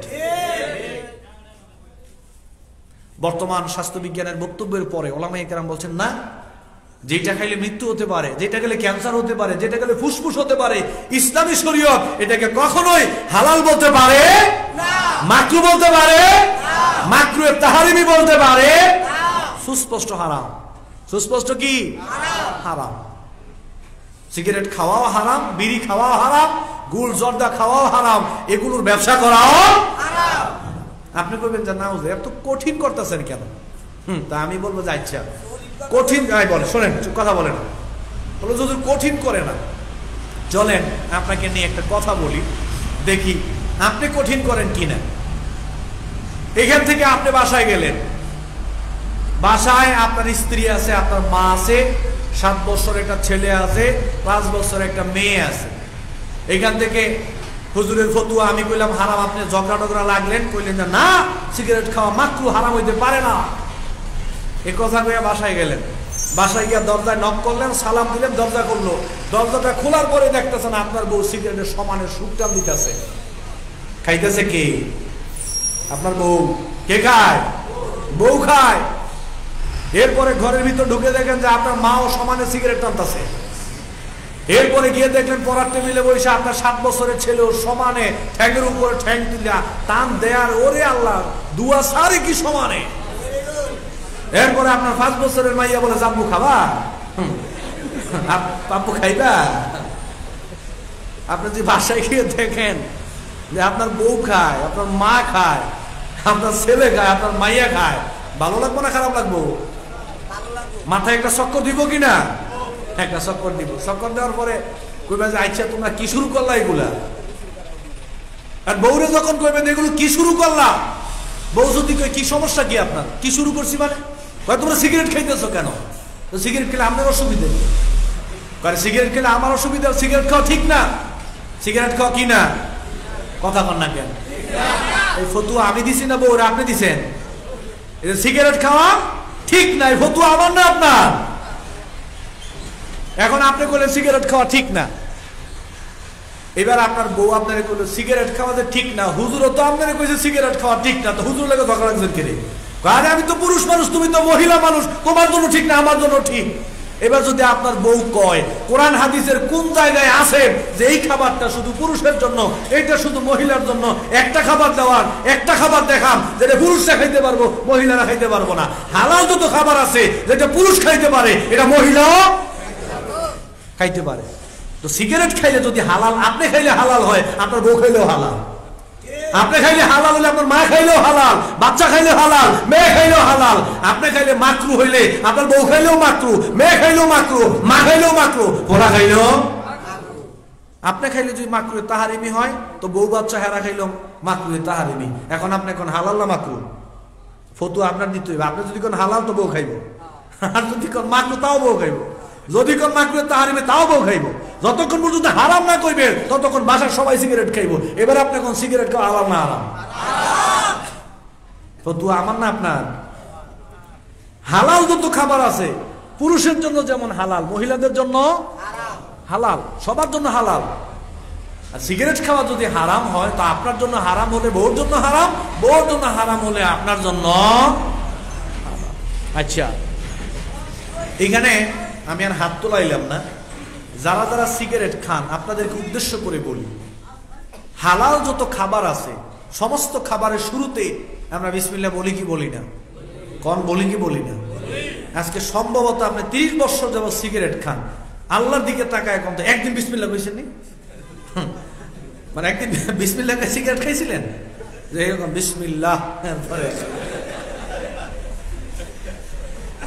আমি আপনাকে আজকে থেকে পরীক্ষা করবেন, সিগারেট খাওয়ার আগে আপনি ট্রাই করবেন যে বিসমিল্লাহটা আসে কিনা, বিসমিল্লাহ, এরপরে টান দিবেন, দেখবেন আপনার বিবেক, আপনি ইচ্ছে করলো আপনার বিবেক আপনাকে বাধা দিবে, আরে কি খাইতেছি আর কিসের শুরুতে কি কইতেছি, মানে আপনার বিবেকও দিবে না সিগারেট খাওয়ার শুরুতে বিসমিল্লাহ বলতে। যেই খাবারটা শুরুতে বিসমিল্লাহ বলতে চাইলেও বিসমিল্লাহ আসে না, এইটা ভাই হালাল হইতে পারে? এটা একবারে সুস্পষ্ট হারাম। যারা সিগারেটের ব্যবসা করেন, সিগারেট বিক্রি করে যত টাকা উপার্জন করেন ওই টাকাটা হারাম। যারা বিড়ি বিক্রি করে যত টাকা উপার্জন করেন, বিড়ি বিক্রির ওই টাকাটা হারাম। যারা জর্দা, গোল, তামাক জাতীয় যা বিক্রি করেন ওই টাকাটা হারাম। সম্মানিত উপস্থিতি, এই সিগারেট খাওয়া নিয়ে আর তর্কাতর্কি নয়, আর মাকরু নয়, আর মাকরু তাহারিমি নয়, এটা হারাম। আজকেই ছেড়ে দিতে হবে। ইচ্ছে করলেই আপনি পারবেন ইনশাআল্লাহ। আস্তে আস্তে আপনি সিগারেটটা খাওয়া ছেড়ে দেন, এটা স্বাস্থ্যের জন্য ক্ষতিকর। আমরা আর সিগারেট খাবো না, রাজি আছি ইনশাআল্লাহ? হ্যাঁ, একটু হাত তোলেন তো দেখি। সবাই তোলেন না? সবাই, অনেকে তোলে না। লিল্লাহি তাকবীর, হাত তোলেন, হাত তোলেন, হাত তোলেন, সবাই হাত তোলেন। দেখি নাই, দেখেন তো কে হাত তুলছে না, হাত পাশে দেখেন তো হাত তোলেন নাই। কোন যে আল্লাহ, আর সিগারেট খাবো না, পিছনে যা খাইছি মাফ করে দেন, ভুল হয়েছে। মৃত্যুর আগ পর্যন্ত আর কোনদিন সিগারেট বিড়ি খাবো। অনেকে হাত নামায় লাইছে, ওই যে হাত নামায় লাইছে। না না, নামায় লাইছে, নামাইলাম। যারা খায়, যারা খায় এরা বুঝছে যে না, এটা সম্ভব না। আচ্ছা, যাই হোক, আপনাদের জন্য দোয়া করি প্রাণ থেকে, অন্তর থেকে। আল্লাহ যেন আপনাদেরকে এই হারাম কাজ থেকে বিরত থাকার তৌফিক দেন, কোন আমিন। যৌতুক নেওয়া হারাম, যৌতুক নেওয়া কবিরা গুনাহ। এই অপরাধ আল্লাহ তাআলা তাওবা ছাড়া মাফ করবেন। আমাদের সমাজে অনেকে আছে বিয়ের সময় যৌতুক নেই, কন্যা পক্ষের থেকে কি নেই? যৌতুক নেই। তবে যৌতুক নেওয়ার সিস্টেমটা একটু চেঞ্জ হয়েছে। আগে বিয়েতে গিয়ে বলতো ছেলের বাপ যে, দেখেন ছেলেকে অনেক পড়াশোনা করাইছি, উচ্চ শিক্ষিত ছেলে, তার পিছনে একটা খরচ গেছে, তার একটা চাহিদা আছে, তো যাই হোক এত কিছুর দরকার নাই, আপনারা এই দিয়ে দিয়েন, ডাইরেক্ট চাইতো। এখন যখন আলেম ওলামারা বলা শুরু করলো যৌতুক হারাম, নেওয়া যাবে না, সিস্টেমটা চেঞ্জ হয়েছে। এখন যখন বিয়ে শাদীর কথাবার্তা পাকা হয়, তো ছেলের বাপ বলে, ভাইজান দেখেন আমাদের কোনো চাওয়া পাওয়া নাই, আপনারা ছেলেদেরকে খুশি হয়ে যা দিয়ে দেন, আর কি খুশি হইয়া যা দিয়ে দেন, এটা আমাদের কোনো চাওয়া টাওয়া নাই। আর মেয়ের বাপ চিন্তা করে যে তো চায় নাই, কি দিলে যে খুশি হবে একমাত্র আল্লাহ জানে। চাইলে তো বুঝতাম যে 10 লাখ চাইছে, 5 লাখ চাইছে, টেলিভিশন চাইছে। এখন যে চায় নাই, যেইভাবে কইছে যা খুশি তা দিয়ে দিয়ে, কি দিলে যে মা পোলার বাপ খুশি হইব, মেয়ের বাপ এখন হুঁশ নাই। কেউ যদি কন্যা পক্ষকে বিয়ে করতে গিয়ে কোন ছেলে, ছেলের বাপ, ছেলের মামা, ছেলের দুলাভাই, তারপরে বাপের শালা, মামা, যা বলেন না কেন, কন্যা পক্ষকে দেখতে গিয়ে যদি বলে আমাদের কোনো দাবি দাওয়া নাই, খুশি হয়ে যা দিয়েন, যা দেন খুশি হইয়া, ওই যে যদি ডাইরেক্ট বলতেন যে এইটা দিতে হবে, এইটা দিতে হবে, ওইটা যেমন হারাম, যদি বলেন যে খুশি হইয়া যা দিয়ে দেন, এটা ডাবল হারাম, এটা ডাবল হারাম। এভাবে বলতে হবে, আমার দিকে তাকান। যদি শরীয়ত সম্মত বিয়ে করতে চান, হারাম কাজ থেকে বিরত থাকতে চান, এভাবে বলতে হবে। আমার বড় ভাইয়ের বিয়ে, তো বিয়ে উপলক্ষে সকল কিছু কমপ্লিট, এবার বিয়ের বৈঠক হবে, সবকিছু ফয়সালা হবে। আমার আব্বা বললো যে আমার ছোট ছেলে কিছু কথা বলবে, ছোট ছেলে বললেই হবে। তো আমি দাঁড়িয়ে বললাম যে দেখেন আলহামদুলিল্লাহ আমাদের এরকম অর্থ সম্পদ নাই, আপনারা আমাদেরকে যাই দেখে পছন্দ করেছেন, আপনাদেরকে আমাদের ভালো লেগেছে, তবে বিয়ে শাদীর ক্ষেত্রে আমাদের পক্ষ থেকে 2টা শর্ত থাকবে। তো কন্যা পক্ষ বললো কি শর্ত? তো আমি বললাম 1 নম্বর শর্ত হলো আমাদের পক্ষ থেকে বর যাত্রী যেটাকে বলে, আমরা ওইভাবে যাব না, 10-20 জন লোক যাব, আমরা বিয়ে শাদীর ব্যবস্থা করে আমরা কন্যাকে নিয়ে আসবো, এটা আমাদের 1 নম্বর শর্ত। আপনারা কইবেন 200-300 লোক যেতে হবে, এটা আমরা করব না। আচ্ছা, 2 নম্বর শর্ত হলো আপনারা কন্যা পক্ষ থেকে আমাদের পরিবারের জন্য একটা পানির গ্লাসও দিতে পারবেন না। কি বলছি আমি? একটা পানির গ্লাসও দিতে পারবেন না। আমাদের বাড়িতে এমন কোনো কিছু ঘাটতি রাখি নাই যে মেয়ের পক্ষ থেকে পানির গ্লাস আইনে হেঁটে দিয়ে আমাকে পানি খেতে হবে। একটা পানির গ্লাসও দিতে পারবেন না। যদি পাঠান তো বিয়ে বাতিল। ভেবেচিন্তে সিদ্ধান্ত নেন আপনারা কি করবেন। সাফ কথা। পর একজন বলতেছে না আচ্ছা এটা বুঝবেন না, বলছি জি না, বুঝার কোনো সুযোগ নাই যে বিয়ের 1.5 বছর পরে আপনি এটা পাঠায় দিবেন, ওইটা পাঠায় দিবেন, আমরা ফ্লোরে ঘুমাবো, তারপরে কিচ্ছু নিতে পারবো না। যদি রাজি হন বিয়ে হবে, না হলে নাই। তো তারা তাদের পক্ষ থেকে খুশি হয়েছে আমাদের প্রস্তাবে। আর আমরা গিয়ে এখন 2 নম্বরই মতলব খুশি হয়ে যা দিয়ে দেন, এটা ডাবল শয়তানি। এটা তো আরেক রকম হয়েছে, এখন আরেকটা হয়েছে। হ্যাঁ, যে আমরা তো চাইলাম না, কিন্তু আপনি কি বিবেক তো আছে, বিবেক তো আছে, বিবেক তো আছে না, সামাজিকতা তো আছে, সামাজিকতা তো আছে। নাউযুবিল্লাহি মিন যালিক। এগুলো হারাম, চূড়ান্ত পর্যায়ের হারাম। কন্যা পক্ষ থেকে 10টা টাকা বিয়ে উপলক্ষে নেওয়া যাবে। আর একটা ডাকাতির কথা মনে পড়ছে, বলবো এটা? ওই যে চেয়ার টেবিলে বসেন না, হ্যাঁ, ওই যে চেয়ার টেবিল নেই, যে কলম খাতা, এটা কন্যা পক্ষের বাড়িতেও বসে, ছেলের বাড়িতেও বসে। এটা একবারে দিনে দুপুরে আরেকটা সাদাবাজি, আরেকটা ডাকাতি, এটা আরেকটা ডাকাতি। সি সি, লজ্জা হওয়া উচিত। আমার মেয়েকে বিয়ে দিয়ে, আমার ছেলেকে বিয়ে করাইয়া চেয়ার টেবিল বসা, আবার রাতে হিসাব করে লস হয়েছে না লাভ হয়েছে।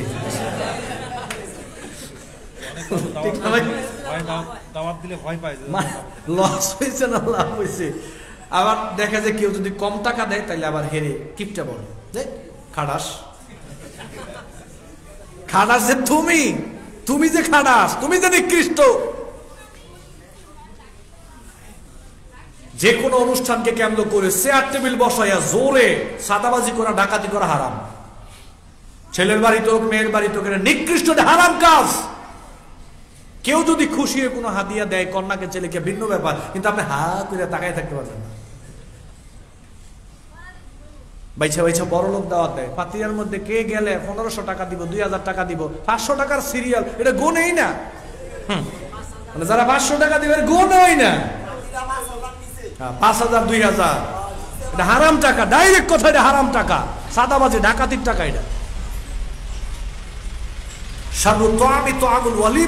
সবচেয়ে নিকৃষ্ট ওলিমা হলো ওইটা যে অনুষ্ঠানে গরিবরা যাইতে চায়, তাদেরকে দাওয়াত দেওয়া হয় না, ধনীরা যেতে চায় না, তাদেরকে দাওয়াত দেওয়া হয় টাকার লোভে। এটা নিকৃষ্ট ওলিমা।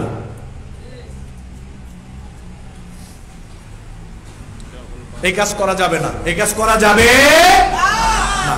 এই জন্য যারা যৌতুক নেবেন, অনেকে শোনেন, খুব গুরুত্বপূর্ণ একটা কথা, যারা যৌতুক নেন, যৌতুক নিয়ে বিয়ে করেছেন, এই অপরাধ যতক্ষণ আপনার শ্বশুর শাশুড়ি মাফ না করবে ততদিন আপনি এই অপরাধের থেকে মুক্তি পাবেন না। এখন হয়তো অনেকে বলবেন, হুজুর বাসর হইতে মাপ লই লাইছি তো, লইয়া খুব খুশি হইলা, খুব গর্ব করে কয়, বাসর হইতে মাপ লই লাইছি তো হুজুর। কেমনে লইছেন? কয় না লই লাইছি। আমাকে তো শোনেন, আপনার মাফ হয়েছে কি হয়েছে না? কয় না করছে তো। আমাকে শোনেন না। কাঞ্চন ব্রিজের মধ্যে আমার এক ডাকাত ধরছে, আমার সাথে 10 লক্ষ টাকা আছে, বোঝানোর জন্য বলি। ডাকাতে এক ধারালো ছুরি গলার মধ্যে ধরে, টাকা দেন, 10 লক্ষ টাকা এখন দেন। এমন ভাবে ধরছে মনে হয় যে ফোর্স দিয়ে লাগবে অবস্থা। তা আমি খুব ভয়ে ভয়ে 10 লক্ষ টাকা দিয়ে দিছি। কয় জি না, মানতাম না, হাসি মুখে দেন। হ্যাঁ, ডাকাতি কি কয়? হাসি মুখে দেন, এভাবে নিলে মানবো না, হাসি মুখে দেন, এটা একটা লাগাবো কিন্তু, খোঁজ দিব কিন্তু, তারা হাসি মুখে দেন। আমার বলতেছে হাসি মুখে না দিলে টাকা নিবে না। পরে আমি কি করতাম,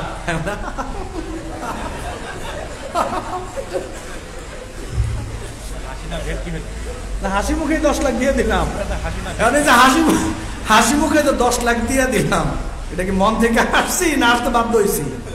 কন্যা কেন, এটা মন থেকে আসছি? আমি হাসতে বাধ্য হয়েছি, ভয়ে ভয়ে হাসছি। এখন বাসুদাতে আপনার বউ আপনার 3 লাখ টাকা মাফ করে দিচ্ছে, মাফ করে নাই, এমন ফর্জে ভালাইছে, হে মাফ করতে বাধ্য হয়েছে মিয়া। এটা মন থেকে মাফ করে নাই, মন থেকে মাফ করে নাই। হ্যাঁ, মাফ করবে কেমনে? মাফ করবে কন? কন্যা পক্ষ বাবার একটা গরু ছিল, মার গরু ছিল, মায়ের স্বর্ণেছেন, বিক্রি করে আপনাকে যৌতুকের টাকা দিচ্ছে, এটা মা বাবার হয় কেমনে? তার টাকা ফেরত দিতে হবে, ফেরত দিয়ে হাতে পায়ে ধরে মাফ চাই, আল্লাহর কাছে বলতে হবে আল্লাহ মাফ করে দেন। এছাড়া এই অপরাধ আল্লাহ মাফ করবে না। নাউযুবিল্লাহি মিন যালিক। সমাজে এই সমস্ত কি অন্যায় চলতেছে, এখন মারাত্মক অন্যায় চলতেছে। আমরা এই সমস্ত অন্যায় কাজগুলো সমাজে অহরহ করেই যাচ্ছি। আবার নাউযুবিল্লাহি মিন যালিক। এই যে যেই সমস্ত কথাগুলো বলতেছি, এগুলো কমন পড়তেছে না আপনাদের? কমন পড়তেছে তো? সমাজে এগুলো আছে না নাই? এগুলো থেকে দূরে থাকতে হবে। আরেকটা গুরুত্বপূর্ণ পয়েন্ট হলো, এটা বর্তমান সময়ে খুব বেশি চলতেছে, সেটা হলো সরকারি সম্পদকে আত্মসাৎ করা, মসজিদ মাদ্রাসার টাকা আত্মসাৎ করা। রাস্তার জন্য বরাদ্দ হলো 1 কোটি টাকা, এখান থেকে কাজ হলো 80 লক্ষ টাকার, 20 লক্ষ টাকা এটা হাওয়ায় বাতাসে লয়ে গেছে আর কি, কেউ খায় নাই, কিন্তু আমি কিন্তু খাওয়ার কথা কইছি না, এটা বাতাসে লয়ে গেছে গা। আমার একজন ফোন দিয়ে কইলো, কয় আমাদের বাড়িতে একটা রাস্তা হবে, তুমি 2 গাড়ি ইটের ব্যবস্থা করে দাও, ওয়াশ টস করো। আমি বললাম কেন, এমপি সাহেব বরাদ্দ দেয় নাই? বললো যে এমপি সাহেব বরাদ্দ দিয়েছে 5 লক্ষ টাকা, তবে আমাদের কাছে এখন 5 লক্ষ টাকা নাই, 3 লক্ষ টাকা আছে। আমি বললাম 2 লক্ষ টাকা গেল কই? কই 2 লক্ষ টাকা প্রথম 2 বৈঠকেই নাই। আমি বললাম আল্লাহ যা বাঁচাইছে, বৈঠক হয় নাই, দুইটাই যে তো 2 লাখ নাই, যদি গেলে 3টা বৈঠক হইতে পারতো তা একেবারে 5 লাখ সব যাইতো। তাহলে বাঁচাইছে যে 2টা বৈঠক হয়েছে, যেন আলহামদুলিল্লাহ।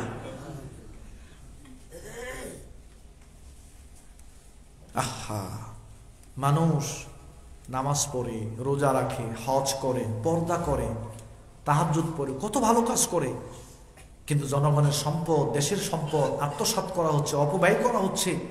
কত মারাত্মক অপরাধ, কত মারাত্মক অপরাধ। মানুষ যদি কল্পনা করত জীবন চলে গেল সম্পদ আত্মসাৎ করতে পারত। ইন্না রিজালান ইয়াতাখাওয়াদুনা ফি মালিল্লাহি বিগাইরি হাক্কিন ফালাহুমুন নারু ইয়াউমাল কিয়ামা। মুসলিম শরীফের মধ্যে আল্লাহ নবী বলেন, যারা সরকারি সম্পদ আত্মসাৎ করে, অপচয় করে, অপব্যয় করে, তারা নিজেরা নিজেদের থাকার জায়গা জাহান্নামে ঠিক করে নেয়। নাউযুবিল্লাহ। লাম্মা কানা ইয়াউমা খায়বার আকবালা নাফারুন মিন আসহাবিন নবী সাল্লাল্লাহু আলাইহি ওয়াসাল্লাম। মুসলিম শরীফের মধ্যে আছে আল্লাহ নবী বলেন, সাহাবায়ে কেরাম বর্ণনা করেন, খায়বার যুদ্ধের সময় কাফেরদের সাথে সাহাবায়ে কেরামদের লড়াই চলছে। ওই লড়াইয়ে কাফেরদেরকে শহীদ করে জাহান্নামে পাঠিয়ে দেওয়া হচ্ছে। অতঃপর কতিপয় সাহাবায়ে কেরাম শহীদ হয়ে গেলেন। কিছু সাহাবী বলেন, ফুলানুন শহীদুন, ফুলানুন শহীদুন, আমাদের মধ্য থেকে এই জিহাদের ময়দান থেকে অমুক শহীদ হয়ে গেছে, অমুক শহীদ হয়ে গেছে, অমুক জান্নাতে চলে গেছে। জীবিত সাহাবায়ে কেরাম তাদের ব্যাপারে এরকম বলা শুরু করলেন, তারা শহীদ হয়ে গেছে, তারা জান্নাতে চলে গেছে। আল্লাহ নবী কিছু বললেন না। হাত্তা মারু আলা রাজুলিন, এরপরে এই সাহাবায়ে কেরাম আরেকজন শহীদ সাহাবায়ে কেরামের পাশ দিয়ে গেলেন। ওই শহীদ সাহাবীর পাশ দিয়ে যখন গেলেন, ওই শহীদ লোকটার পাশ দিয়ে যখন গেলেন, সাহাবায়ে কেরাম আবার বললেন, ফুলানুন শহীদুন, উমুক তো শহীদ হয়ে গেছে। এটা আল্লাহ নবী শুনছেন। শোনার পর আল্লাহ নবী বলেন, কাল্লা, কখনো নয়, ইন্নী রাআইতুহু ফিন্নার, তোমরা যাকে শহীদ মনে করে জান্নাতি মনে করছো, আমি নবী দেখতে পাচ্ছি এই লোকটাকে আল্লাহ তাআলা জাহান্নামে দিবেন। কোন নাউযুবিল্লাহ। সাহাবায়ে কেরাম রীতিমতো একটু অবাক হলেন, রীতিমতো একটু অবাক হলেন। জিহাদের মাঠে কাফেরদের বিপক্ষে লড়াই করে শহীদ হলো, আল্লাহর নবী তাকে জাহান্নামে যাওয়ার ঘোষণা দিলেন, ব্যাপারটা কি? এইবার তারা যাচাই বাছাই করলো। আল্লাহ নবীকে জিজ্ঞেস করা হলো, হে আল্লাহ নবী, তাকে জাহান্নামের কথা কেন বললেন? কেন আল্লাহ তাকে জাহান্নামে দিয়েছেন? নবী করিম সাল্লাল্লাহু আলাইহি সাল্লাম বললেন, এই লোকটা রাষ্ট্রের একটা সম্পদ, আবা, আবা মানে চাদর, শেরওয়ানি। এই যে আপনাদের অনেকে চাদর গায়ে দিচ্ছেন অথবা লম্বা জামা পরছি আমরা, এই লোকটা রাষ্ট্রের একটা চাদর, রাষ্ট্রের একটা কি ভাই, একটা চাদর অথবা শেরওয়ানি, লম্বা জামা আত্মসাৎ করেছিল। জিহাদের ময়দানে যুদ্ধ করে শহীদ হওয়ার পরেও শুধু একটা চাদর আত্মসাৎ করার কারণে আল্লাহ তাআলা তাকে জাহান্নামে পাঠাইছেন। কোন নাউযুবিল্লাহ। হে তো শহীদ হওয়ার পরেও জাহান্নামে গেছে। এখন আমরা যারা আছি রাষ্ট্রের দায়িত্বশীল, মসজিদ মাদ্রাসার দায়িত্বশীল, আমরা যারা রাষ্ট্রের জনগণের টাকা আত্মসাৎ করতেছি, আমাদের অবস্থাটা কি হবে একটু ভেবে দেখার দরকার আছে না নাই?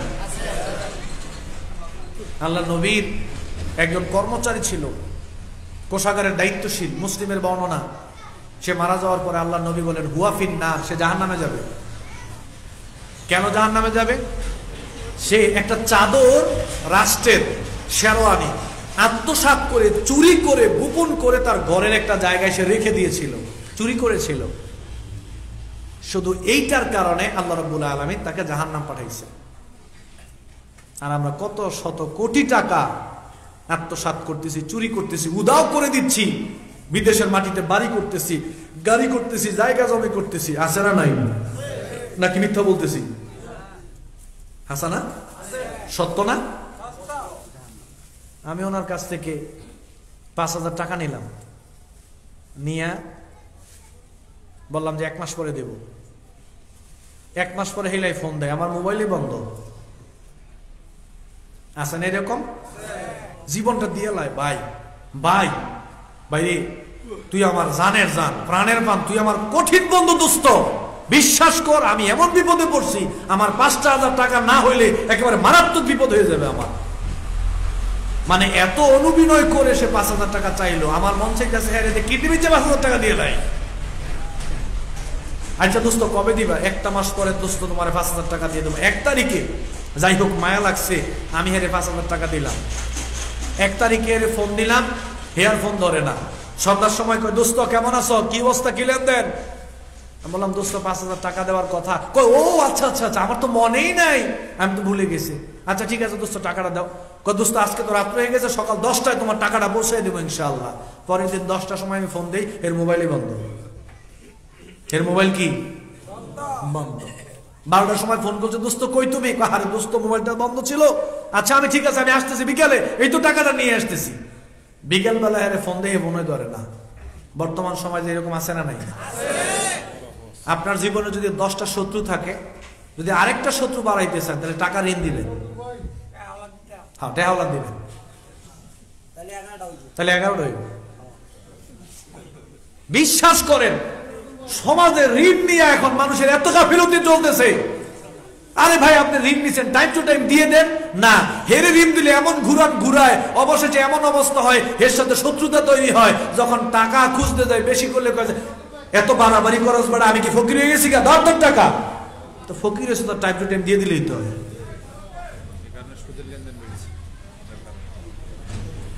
টাইম টু টাইম টাকা দিবে না, এমন এক পর্যায়ে হয় আমি তার কাছ থেকে পাওনা আনতে গিয়ে মনে হয় যে আমি এর কাছ থেকে ভিক্ষা করতেছি।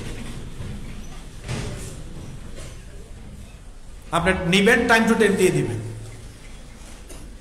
ওনার কাছ থেকে 5,000 টাকা নিলাম, 1 মাস পরে দিয়ে দিব। 1 মাস পরে দেই না, 10 বছর গেছে গা।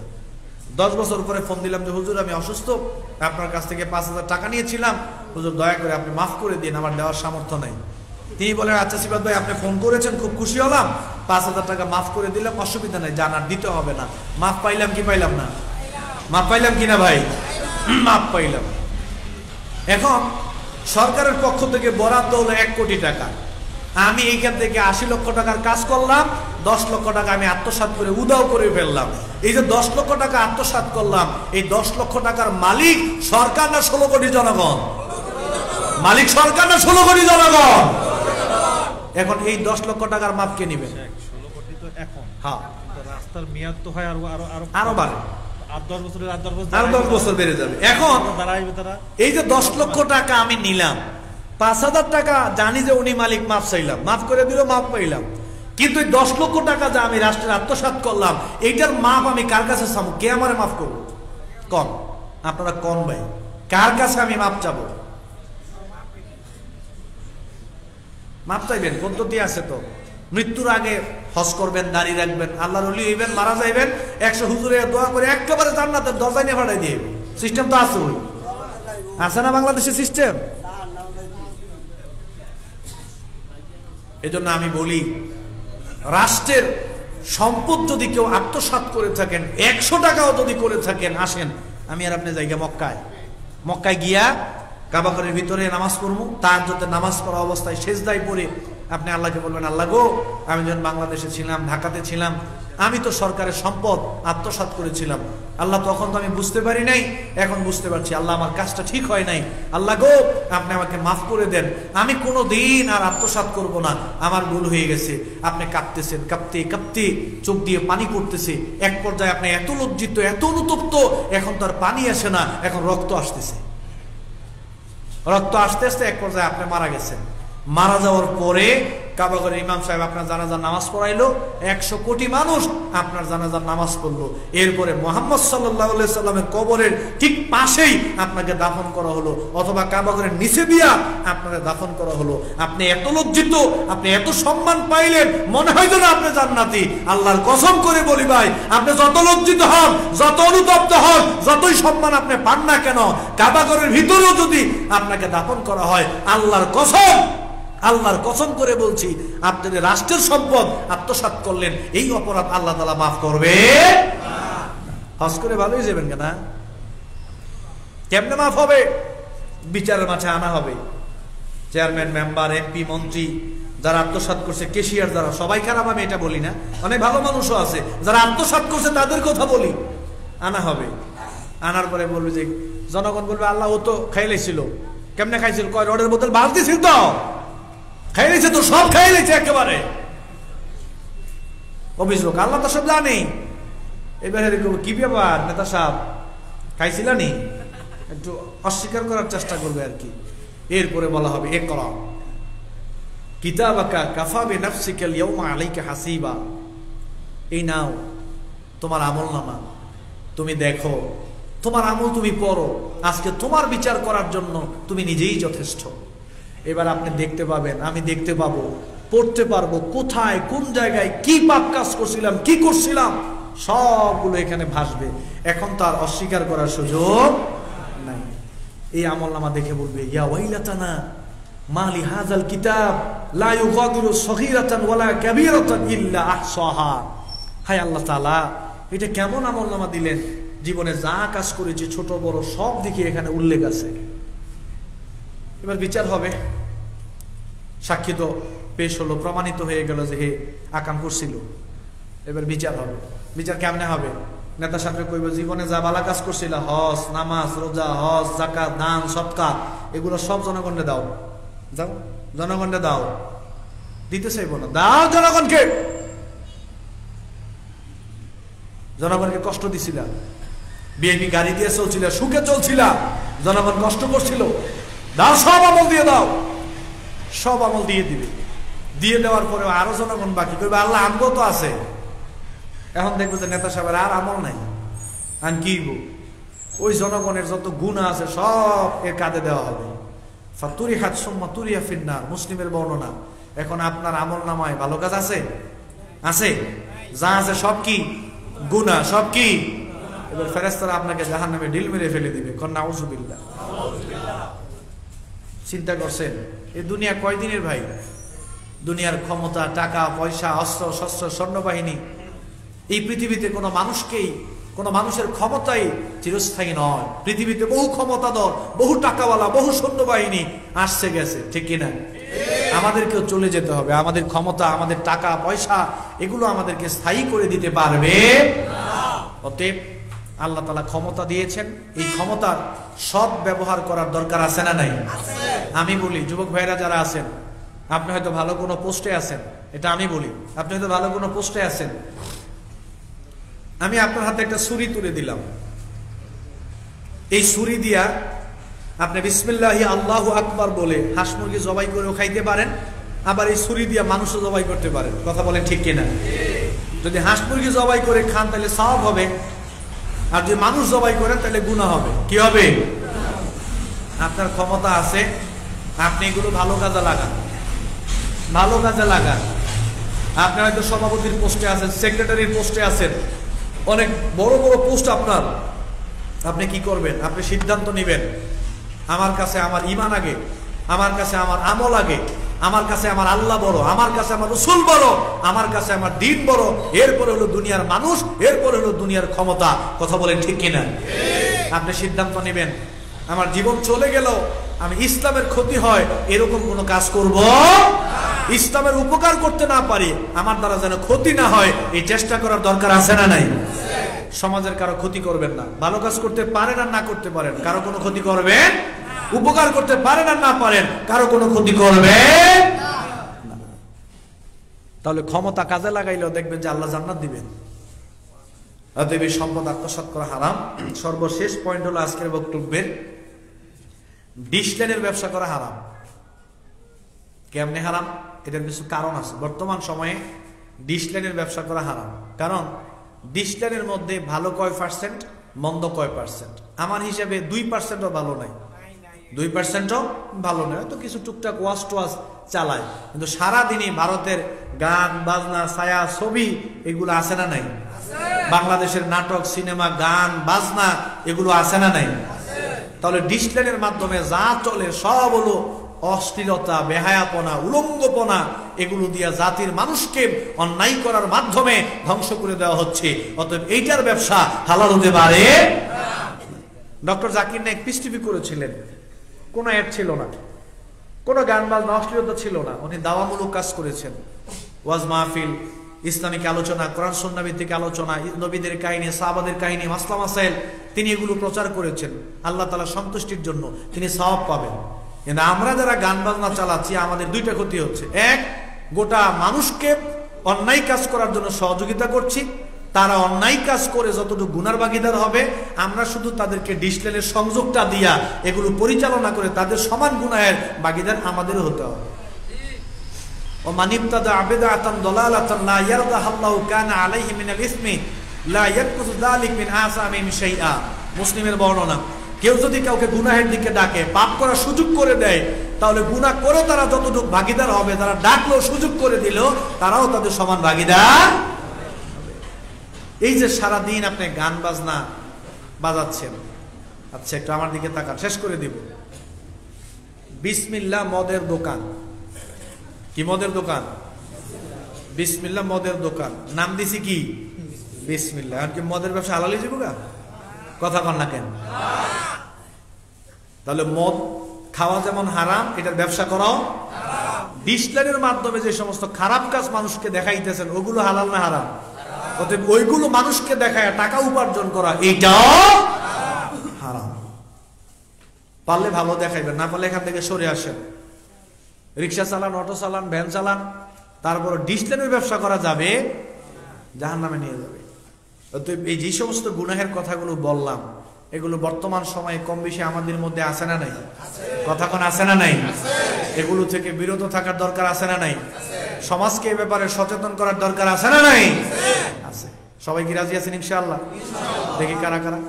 লিল্লাহি তাকবীর, লিল্লাহি তাকবীর, লিল্লাহি তাকবীর। আল কোরআনের আলো, আল হাদিসের আলো, আল কোরআনের আলো, আল হাদিসের আলো, লিল্লাহি তাকবীর। কেউ হাত নামাবেন না, একটু হাত তুলে রাখেন কষ্ট করে। আল্লাহর নাম নিয়ে বিসমিল্লাহ বলে বাম হাতটা নামাইয়া ডান হাতটা পকেটে ঢুকাইয়া, পকেটে যা আছে 100 টাকা, 10 টাকা, 20 টাকা, 50 টাকা সব দেন।